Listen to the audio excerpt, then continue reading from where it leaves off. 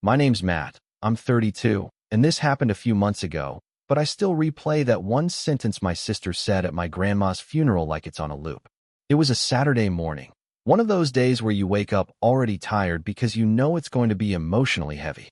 I flew back to Ohio from Texas the night before, barely slept at my parents' house, and woke up to the smell of my mom's cheap coffee and that weird silence families have when everyone's trying not to set each other off. My grandma was the nice one in our family. She was the one who slipped $20s into my pocket in high school when my dad refused to give me gas money. The one who showed up to my community college graduation when my parents said they couldn't take off work. She helped me with my first rent deposit when I moved out. So it wasn't just going to a funeral for me. It was saying goodbye to the only person who ever made me feel like I mattered in that house. I put on the only black suit I own, the one that doesn't quite fit right in the shoulders, and my dad made a comment about how I finally look presentable. I just swallowed it because that's what I've always done. We drove to the funeral home in almost total silence, my mom scrolling on her phone, my dad gripping the steering wheel like the road personally offended him. When we got to the funeral home, the first thing that hit me was the smell. That mix of flowers, carpet cleaner, and coffee that feels weirdly fake and heavy at the same time. My grandma was in a dark cherry casket at the front of the room, with this light pink blouse my mom had picked for her and a string of fake pearls I recognized from her dresser. Her hair was set in the same style she always wore to church, just a bit too stiff, and her hands were folded around a small rosary. I remember thinking she'd probably roll her eyes at how fancy everything looked. On the right side of the room, there was a big collage of printed photos on those foam boards. Me as a kid in a Spider-Man costume sitting on her lap, my sister and I at her kitchen table decorating Christmas cookies, my grandma in her garden holding these massive tomatoes like trophies. My sister, Emily, was already there when we walked in. She's 29, perfectly put together as always, in a fitted black dress and heels that were definitely too much for a funeral in small-town Ohio. She gave my parents quick hugs, looked at me for half a second, and then glanced away like she'd just remembered she'd left something on the stove. We haven't been close for a long time. She's always been on my parents' golden child list, the one who stayed close, did everything the right way, while I was the screw-up who moved away and abandoned the family. The service itself was kind of a blur. People kept walking up, hugging me, saying the same stuff. She was so proud of you. She loved you so much. She talked about you all the time. Every time someone said that, I felt this mix of warmth and anger. Warmth because I knew it was true. Anger because I also knew my parents hated that my grandma took my side so often. The pastor did his usual thing, sharing some generic religious message, and then my aunt got up to say a few words. She talked about how my grandma worked 2 jobs when she was younger, how she saved every dollar, how family was everything to her. I caught this quick look between my dad and Emily when she said saved every dollar. It was maybe half a second, but it stood out because it looked like 2 people sharing a secret. That's when I first got this weird feeling in my stomach that something more was going on than just grief. After the service, when everyone started to drift toward the little reception room for coffee and ham sandwiches, I stayed back for a bit near the casket. I just stood there looking at her hands, at the rosary, at this little faint bruise near her wrist I hadn't noticed before. I think I was just stalling, not ready to walk away yet. Eventually, I went into the reception room. You know that folding table setup with those cheap white tablecloths that always have creases because they came straight out of the plastic package? That's what we had. There was a tray of ham and cheese sandwiches, a sad little veggie tray, some cookies from the grocery store bakery, and a big silver coffee urn that kept making this hissing sound. People were milling around, making small talk about the weather, the drive, how she's in a better place now. My dad was talking to my grandma's lawyer in the corner, this guy in his 50s with a navy suit and scuffed brown shoes, holding a manila folder under his arm. I recognized him from when my grandma had me drive her to his office a couple years earlier. She'd told me she wanted to get her affairs in order and that she didn't trust my dad to handle everything. I remember waiting in the lobby for almost an hour while she was in there with him. When she came out, she looked weirdly relieved and just said, "Well, that's done. Someday you'll understand." At the time, I didn't think much of it. But seeing that same lawyer now, with that same kind of secretive energy, made that sick feeling in my stomach come back stronger. I was standing near the coffee table, stirring way too much sugar into my styrofoam cup, when Emily walked up beside me. She didn't say hi, didn't ask how I was holding up, nothing. She just stood there, staring straight ahead at the room. Her perfume smelled like something expensive and sharp. After a few seconds of silence, she leaned in slightly, close enough that I could feel her breath near my ear. She didn't look at me. She kept her eyes on my dad and the lawyer in the corner. In this calm, almost casual voice, she said, "You know you're not getting anything, right?" It took me a second to even process the words because my brain was still in funeral mode, not inheritance drama mode. Before I could react, before I could even turn my head, she straightened up, took a sip of her coffee, and walked away. No explanation. No follow-up. "No, I'm sorry, I didn't mean it like that." She just dropped that sentence on me like a grenade, and then went to laugh at something my aunt said like nothing happened. I stood there frozen with the little plastic stirrer still in my hand, my heart pounding, my ears buzzing. It was like someone suddenly switched the lighting in the room, and I was seeing everything in this harsh, ugly way. That one sentence flipped a switch in my head. Up until that moment, I hadn't really thought about money or the will. I knew my grandma owned her house outright. I knew she had some savings, but I honestly assumed whatever she had would get split or go to my dad and aunt or something standard like that. I didn't come home thinking, what am I getting? I came home to say goodbye. But once Emily said that, I couldn't unhear it. I started replaying the last year in my head. How my parents suddenly became way more involved in my grandma's doctor appointments. How Emily started coming over to my grandma's house to help with paperwork, even though she always complained about how boring it was. How my dad would make comments about finally being able to fix up the house, or not having to worry about money so much once everything's settled. All of that suddenly looked different. I watched my dad and Emily stand next to the lawyer, all three of them talking in low voices, my dad nodding, Emily with that polite funeral smile that didn't reach her eyes. It felt like I was the only one in the room who didn't know the script. And the part that really messed with me was that Emily sounded so sure. Not, "I don't think you're getting much," or "I heard something." It was, "You know you're not getting anything." Like this was a fact that had been decided a long time ago, and everyone forgot to tell me. When Emily said that, I couldn't focus on the reception anymore. Everything suddenly felt distant, like someone had turned the volume of the world way down. I tried to act normal because it was my grandma's funeral, and I didn't want to be the guy who caused a scene on the worst possible day, but my mind was racing. My dad kept talking to the attorney, still acting like he was in charge of everything, gesturing with that same controlling energy he always has, and every once in a while he'd glance at me, not with sadness, but like he was checking whether a problem had stayed contained. My mom was busy talking to relatives she can't stand, putting on her fake friendly voice. And Emily? She was walking around like she was hosting a networking event instead of grieving our grandmother, who practically raised her half her childhood. Every couple of minutes, I felt that same heaviness hit me again, remembering her words. "You're not getting anything." It wasn't a petty jab. The way she said it had the same certainty of someone who's already seen the paperwork. I started watching their expressions, every exchanged look, and the longer I watched, the more the pieces formed a pattern. My dad was too relaxed. My mom, even while busy, kept avoiding eye contact with me. And Emily, she looked confident. That wasn't something you say by accident. I tried to push that feeling away for a few minutes, but it was impossible. I grabbed one of the sandwiches from the buffet, but couldn't eat it. I just kept running my thumb along the edge of the napkin, trying to calm myself. That's when my great-aunt showed up, the one who was always close to my grandma and never got along with my dad. She hugged me hard, the kind of hug that's almost painful because it's so genuine, and told me my grandma talked about me every single day, that I was the only one who didn't want anything from her, just her company. I nearly choked hearing that, not from emotion, but because it clashed so completely with what Emily had implied. If I was the only one who didn't want anything, why would I be cut out? The math didn't add up. My great-aunt noticed the confusion on my face and asked if I was all right.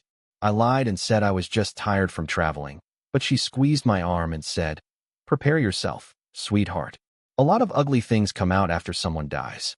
A cold shiver ran through me instantly. She didn't explain what she meant. She just kissed my cheek, said she needed to find her husband, and left like she'd dropped another bomb and decided to let me figure out the pieces on my own. After a while, my grandma's attorney started getting ready to leave. He closed the folder, slipped it into his briefcase, put his coat over his arm, and headed toward the door. My dad followed him immediately, like he wasn't about to miss any final word. Emily went too, but my mom stayed frozen in the middle of the room, staring at me with an expression that wasn't sadness or guilt. It was something closer to practical concern, like she was mentally checking off what I might already know. She took 2 steps toward me, opened her mouth like she was about to say something, then closed it again. Instead, she adjusted her purse strap and said she was going to see if my dad needed anything. He didn't, but she went anyway. The attorney shook a few hands and stepped through the side door that led to a narrow hallway. For some reason, I felt this strong urge to follow, not to confront them, but because I felt like something important was happening just outside my view. When I turned into the hallway, I saw my dad speaking to the attorney in a low voice. Emily stood behind them, pretending to scroll through her phone, but watching everything. The second she noticed me, she put her phone away and stepped forward like she wanted to physically block my path. She gave this tight, toothless smile and said, "Matt, this isn't the moment." That was it. I didn't respond. I don't think I even could have. But that little attempt to block me told me everything I needed to know. They were hiding something, and not something small. I leaned against the wall and watched from a distance while my dad kept talking to the attorney. He had that authoritative tone he always uses when he thinks he's fully in control. The attorney looked uncomfortable, which only made my anxiety worse. I heard just fragments, timeline, documents, final version, can't change anything now. My dad had his arms crossed, but when the attorney mentioned notifying beneficiaries, he uncrossed them quickly, like the words caught him off guard. Emily reacted too. She turned her head, just slightly, but the change was obvious. There was tension there, something she wasn't expecting. When the attorney finally walked away, my dad said, loud enough for me to hear, "We'll handle everything from here." That "we" definitely didn't include me. He didn't need to clarify. The tone said everything. I went back to the reception room trying to pretend nothing was happening, but the illusion was already broken. I sat down on one of those flimsy plastic chairs near the coffee table and just watched people drifting around. It felt like I was watching a movie where everyone knows the ending except the main character. My own family moving around, chatting about flowers and weather and the pastor's sermon, like there wasn't this massive question floating over all of us. I kept thinking about my grandma, how she trusted me, how she confided in me about things she didn't tell anyone else. So why was I suddenly being treated like I didn't even belong in the picture? After about 10 minutes, Emily walked past me again. This time, she didn't even try to hide anything. She gave me this quick look, something between pity and victory, or maybe a warning. I still can't tell. All I know is it made me want to walk out of there and never look back. But at the same time, part of me felt like I had to stay until the very last second, like some final bit of information might surface. Like my grandma was still trying to show me something I wasn't seeing yet. I just sat there, staring at the coffee urn still hissing in the corner, feeling like something huge had just happened right in front of me without me realizing it. As more people began to leave, the room started thinning out, and that made the whole situation feel even heavier. Without the crowd noise covering things up, all the tension between my family members felt louder, sharper. I remember sitting there watching my dad shake hands with relatives he hadn't spoken to in years, acting like the grieving son of the year, and it made my stomach turn. He never visited my grandma unless there was something he needed: money, help with bills, someone to complain to about his failing business. Meanwhile, I was the one who drove her to appointments, shoveled her driveway in the winter when I was home, helped fix her porch steps. She used to joke that I was her real son, and I'd laugh it off because I didn't want to deal with the fallout if my dad ever heard it. But now, with Emily's comment stuck in my head, I started wondering if my grandma had actually meant that in a deeper way. Maybe she really had set aside something for me. Maybe she told someone. Maybe she put it in writing. But if she did, it clearly wasn't something my family wanted me to know. And that was the part that scared me.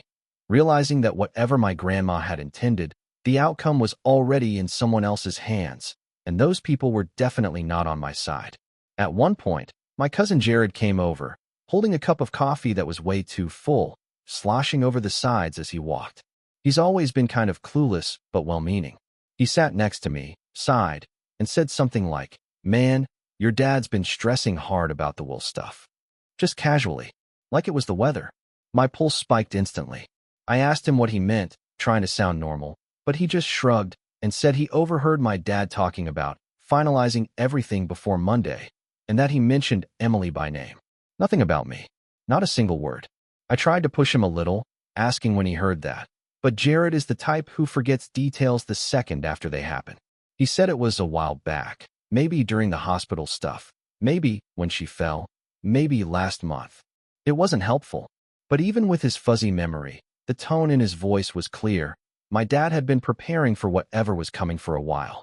My grandma hadn't even been buried yet, and it felt like decisions had already been made long before today.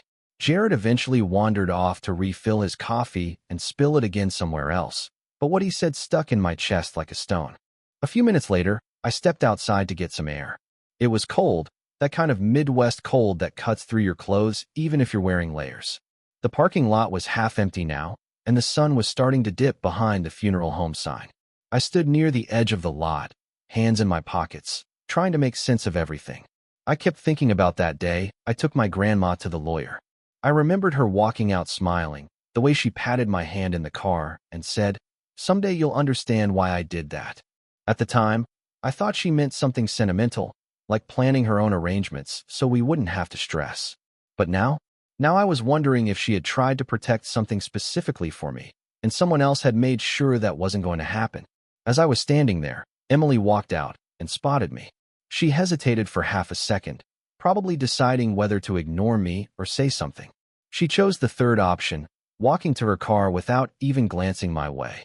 But right before she opened the door, I saw her wipe her cheek. Not like she was crying over our grandma. More like she was overwhelmed, or nervous, or guilty.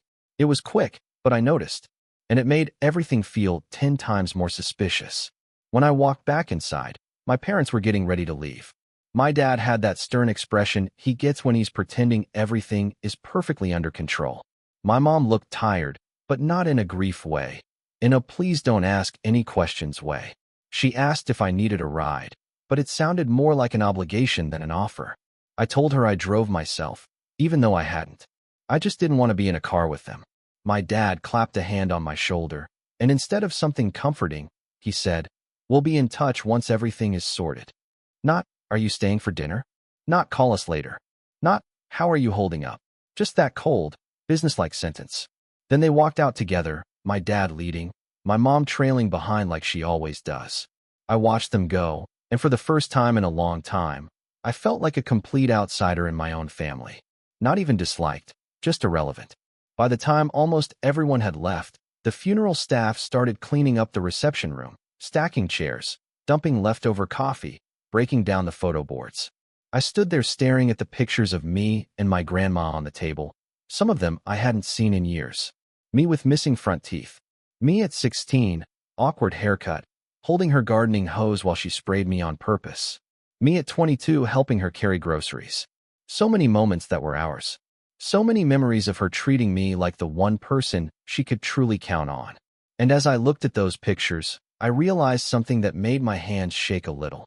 If she really left something for me, she must have known my family would try to bury it. She knew how they were. She knew the favoritism. She knew the history. And maybe that's why she took me to that lawyer instead of telling them. But if that was true, if she trusted me specifically, then something had gone very, very wrong after she died. And whatever it was, they didn't want me to know. I stayed until the staff gently told me they needed to close up for the evening. I walked out into the parking lot feeling weirdly hollow, like someone had scooped something out of me and left nothing in its place. The sky was turning that muddy gray blue that happens right before it gets fully dark, and the air smelled like cold asphalt and fading flowers. I sat in my rental car for a long time without turning the engine on. My phone buzzed a few times. Group chat messages from old coworkers, a notification from my bank, some spam text, but nothing from my family. Not even a "let us know when you get home." The silence felt intentional, like they were all regrouping somewhere to finalize whatever plan they had, and I wasn't supposed to be part of it. I kept replaying the conversation snippets I'd overheard earlier, especially the part where the attorney said, "Can't change anything now." That didn't sound like something people say about a normal will. It sounded like something that had already been altered, locked, or disputed. I wondered if my grandma had changed her will recently. Maybe even after she talked to me that day. and someone didn't like the update. That thought sat heavy on my chest, because if she did, then someone had gone out of their way to hide it from me. And the list of potential suspects wasn't long. Instead of going back to my parents' house, I drove to the small diner on Route 6 where my grandma used to take me when I was little. The place hadn't changed in 20 years. Same flickering neon sign, same cracked vinyl booths, same smell of burnt toast. I sat in the booth where we always sat, the one near the window with a view of the parking lot. The waitress didn't recognize me, but she smiled the way Midwestern waitresses do, tired but warm. I ordered coffee I didn't want, just so I had an excuse to sit there and think. I kept asking myself the same question over and over. Why would Emily feel the need to warn me? Or was it a taunt? Or a slip? The tone she used still bothered me. Calm. Casual. I replayed her exact words. You know you're not getting anything. It sounded less like an insult and more like something she assumed I already knew. Something she thought I had been told. Which meant someone, my parents, the lawyer, whoever, was expected to tell me, and hadn't. Maybe they thought it would be better after the funeral. Maybe they hoped I wouldn't notice. Maybe they thought I wouldn't care. I sat there stirring cold coffee for nearly 30 minutes, staring at the condensation on the window, trying to piece together a puzzle when half the pieces were missing. Eventually, I pulled out my phone and did something I probably should have done sooner. I searched my grandma's attorney online. The funeral home Wi-Fi sucked, so the page took forever to load, but when it finally did, I scrolled through his reviews and noticed something that made me sit up straight. A 1-star review from about a year ago, written by someone complaining that their mother's will was changed without her knowledge, and that family members were given access they shouldn't have had. I didn't know if it was true. Reviews like that can be exaggerated, but it still made my stomach drop. Another review mentioned poor communication during estate changes. It was enough to make me wonder if my grandma had trusted the wrong person. Or worse, if someone in my family had taken advantage of her trust in him. After reading that, I couldn't shake the feeling that whatever happened to the will wasn't clean. And maybe that's what my great-aunt meant when she warned me earlier. Maybe she knew something, and she didn't want to say it outright in a funeral room full of people. I thought about calling her right then, but something stopped me. Fear, maybe. Or the worry that whatever she might tell me would make everything real. It was fully dark by the time I got back to my parents' house. Their lights were off, which was weird because they always keep the porch light on. I walked inside quietly, half expecting to hear them talking in the kitchen, but the house was silent. Too silent. Their bedroom door was closed, and my mom's car wasn't in the driveway, so I guess they were still out, probably meeting with Emily, or the attorney, or someone else involved in whatever they were planning. I went to the guest room they always stick me in, the one with the old floral comforter and the tiny TV with 2 channels. I sat on the edge of the bed scrolling aimlessly through my phone when something caught my eye. A voicemail from an unknown local number. My chest tightened immediately. I pressed play. It was only 3 seconds long, just a breath, then a soft click, like someone meant to talk but changed their mind. I listened to it 5 times, but there was nothing identifiable. Still, the timing freaked me out. Nobody had called me all day except that, and it showed up right after I left the diner. I didn't know what to think, but I knew one thing. Someone didn't want me asking questions. I lay back on the bed, staring at the ceiling, trying to calm down enough to sleep. But the more I thought about my grandma, the more uneasy I felt. She wasn't careless. She wasn't naive. If she changed her will, she did it intentionally. And if she said, "Someday you'll understand why I did that," then whatever she planned was meant to protect me, not hurt me. So why was I suddenly being erased? Why did Emily look so sure? Why did my dad act like everything was already settled? I kept thinking about the bruise on my grandma's wrist that I'd noticed earlier. Probably nothing. Or maybe it wasn't. I don't know. All I know is that lying there in that quiet house, I felt something I hadn't felt in years, like I was in danger without knowing why. Like there was a version of events my family knew and I didn't. And the worst part? I had no idea how far they were willing to go to keep me in the dark. I barely slept that night.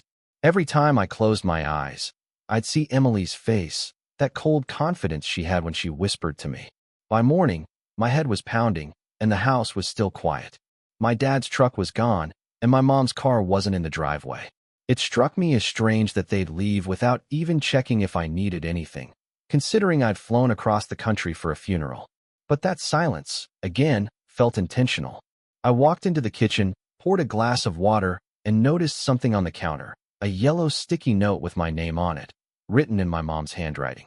My stomach tightened as I picked it up. It just said, "We're out for the day. Don't worry about anything. We'll explain later." That was it. No details. No destination. No time frame. It wasn't comforting. It felt like the kind of message someone leaves when they don't want you asking questions. I stood there holding the note, feeling more like a stranger in that house than ever. And in that moment, I realized I couldn't sit around waiting for them to explain later. I needed answers now. I decided to drive back to my grandma's house. I still had the spare key she gave me years ago, the one she told me never to mention to anyone.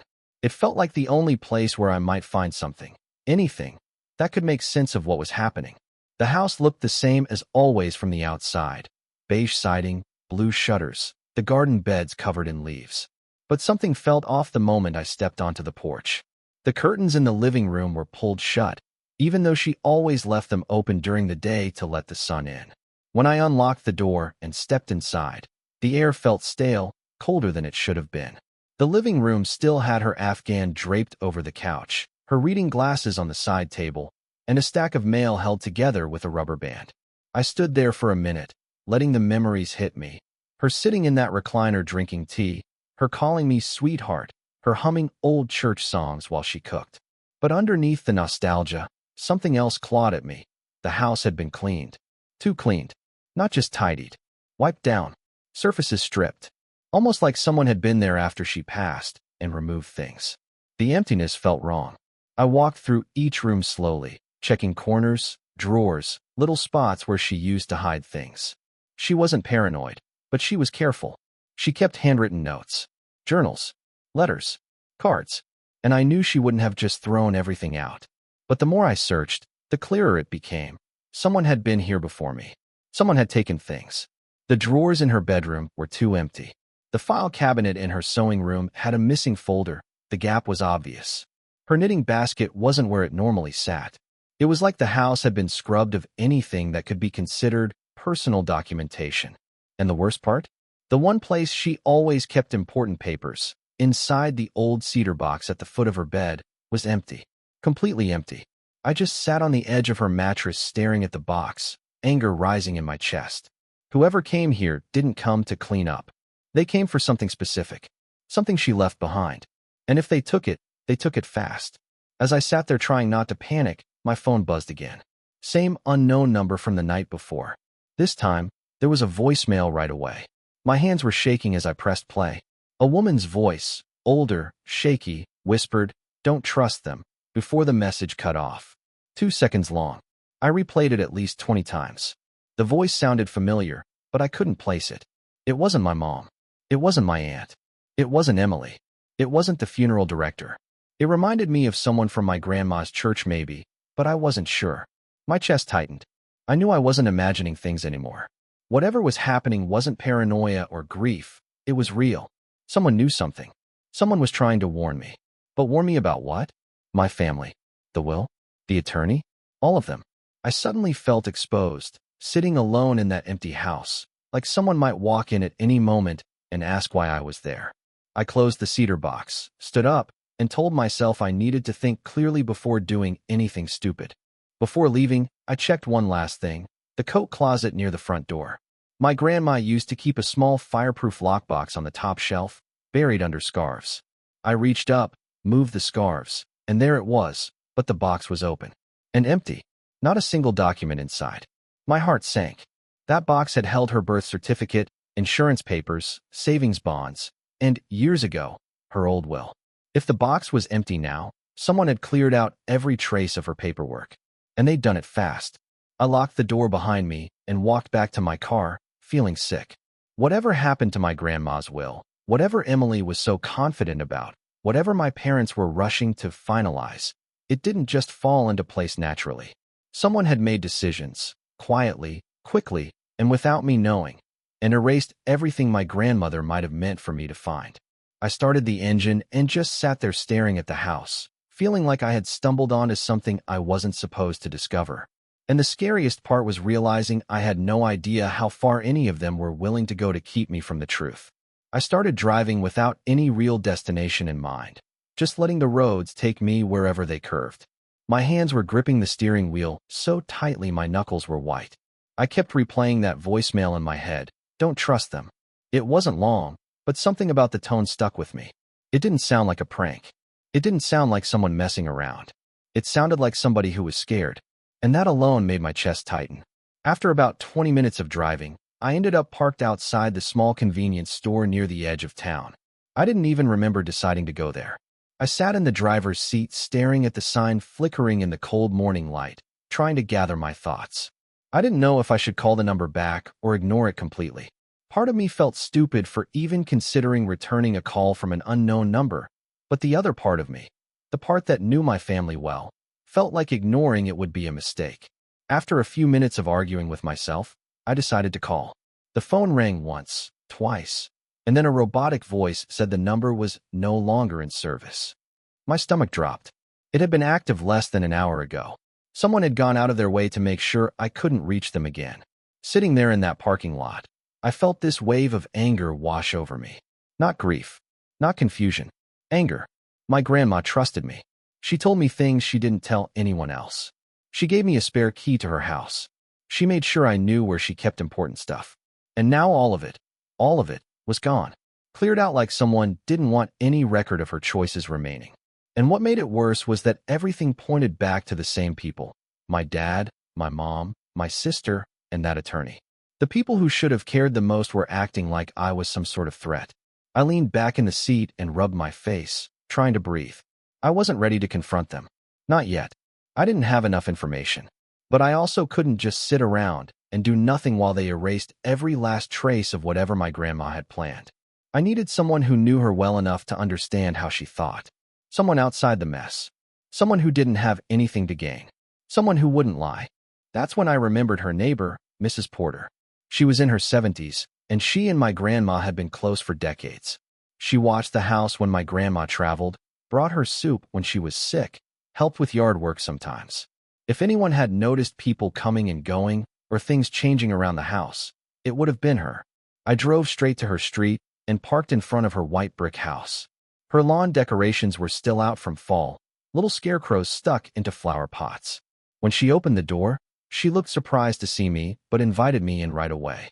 She offered me tea, but my stomach was too tight for anything. I told her I was just there to ask a few questions. She nodded the way someone nods when they already know something's wrong. When I mentioned that the house felt different, her face changed immediately. She asked what I meant. I told her about the missing papers, the empty cedar box, the cleaned-out file cabinet. She didn't interrupt once, but her jaw clenched. When I finished, she let out a slow breath and said she'd been meaning to call me. She said that the day after my grandma passed, she saw my dad and Emily at the house early in the morning, before sunrise. She watched them unlock the door and go inside with bags and folders. She didn't think much of it at first because she assumed it was normal family business. But when she went to bring over some food later that evening, she noticed the blinds were all shut and the trash bin was full of shredded paper. She said she thought it was strange but didn't want to interfere. Hearing that made something inside me snap into place. She wasn't saying it outright, but the implication was clear. They had come in immediately after my grandma died and removed documents. Fast. Aggressively. Before anyone else had the chance to step inside. She asked me if everything was okay, and I wanted to lie, but I couldn't. I told her I didn't know, that nothing felt right, that I felt like my grandma had been silenced even after she was gone. Mrs. Porter looked at me with this soft, sad expression and said, "Your grandmother trusted you. Remember that." As I was getting ready to leave, Mrs. Porter paused and said something that sent chills through me. She said she saw my grandma the week before she died, and she'd seemed nervous. She'd asked Mrs. Porter if she could hang on to a small envelope, just in case. Mrs. Porter said she put it in her desk drawer and forgot about it because she never imagined anything would happen so soon. She went to get it and handed it to me. It was sealed shut, my grandmother's handwriting on the front, for Matthew. My throat tightened so hard I couldn't speak. I thanked her, walked out to my car, and sat there staring at the envelope for a long time. It felt heavy, heavier than paper should feel, like everything I'd been trying to understand was inside it. My hands were shaking as I slid my finger under the flap and opened it carefully. Inside was a single sheet of paper, folded twice. I unfolded it slowly, already feeling the weight of whatever I was about to read. Inside the envelope, the letter was handwritten in my grandma's shaky cursive, the kind she used when her arthritis was acting up. It started simple. Matthew, sweetheart, if you're reading this, it means I'm no longer here. I felt my chest tighten immediately. She wrote that she had gone to the attorney months earlier to update her will because she didn't want certain people taking advantage of her. She didn't name names, but I didn't need her to. She said she was leaving something specifically for me. Not money, not the house, but responsibility. She said she trusted me to make the right decisions and to protect whatever she had worked for. But then the letter took a turn. She wrote that she was worried, that someone had found out she was making changes, that she felt pressured, that doors she never locked suddenly needed to be locked. She said, "If anything happens to my papers, it won't be by accident." My hands started shaking harder as I kept reading. She ended the letter with a single line. "Don't let them convince you of anything that isn't true." That was it. No explanation of what responsibility meant. No details. Just warnings. I sat there in my car, staring at the letter like it might rearrange itself into something clearer if I waited long enough. I wasn't sure what to do next. Part of me wanted to drive straight to my parents' house and demand answers. Another part of me wanted to call the attorney and confront him directly. But the biggest part of me, the part that trusted my instincts, told me to be careful. If my grandma believed someone was watching her, pressuring her, maybe even manipulating her, then barging in without thinking wasn't going to help me. I folded the letter back up, slid it into the envelope, and put it in my jacket pocket. Before I could even start the engine, my phone buzzed again. Another voicemail from that same unknown number, even though it had supposedly been disconnected. This time, a man's voice whispered, "Don't go home." That was it. No name. No explanation. No follow-up. I froze. It didn't sound threatening. It sounded urgent, like someone trying to stop me from walking into something. I replayed it 3 times, but the background was too quiet to pick up anything else. I didn't know if it was connected to the letter, or the house, or my family, but suddenly everything felt too close, too dangerous, like I was standing in the middle of something I wasn't supposed to uncover. I decided to drive somewhere neutral, somewhere public, just to clear my head.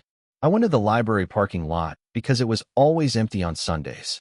I sat there reading the letter again and again until the words blurred.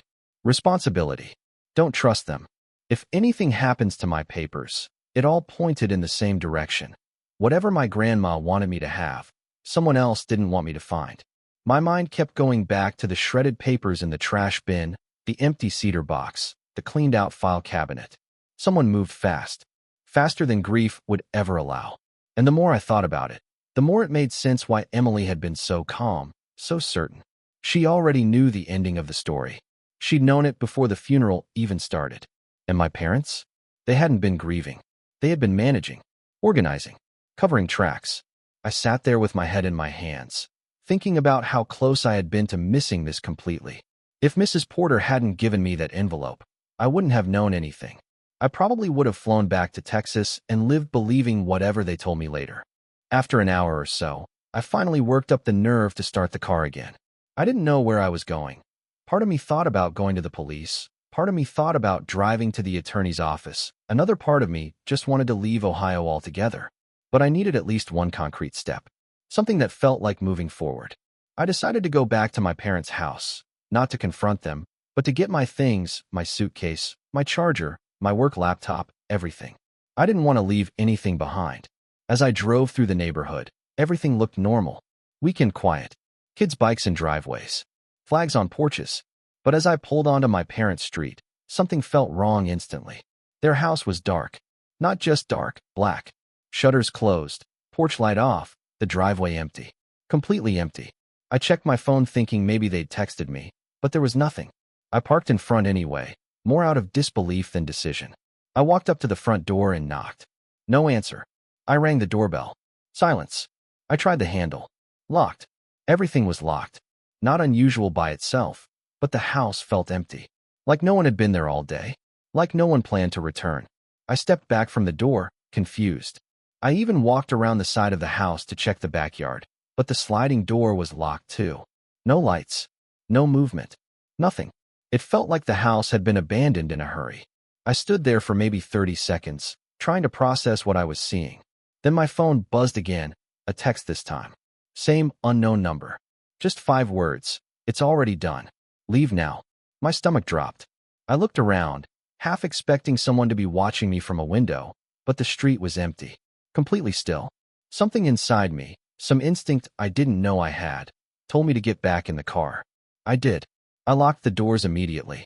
I drove away without looking back. And here's the part one can't explain, the part that still keeps me up some nights. My parents never contacted me again. Not that day. Not the next week. Not ever. Their numbers stopped working. Their house went up for sale a month later with no forwarding address. Emily blocked me on everything. And the attorney's office?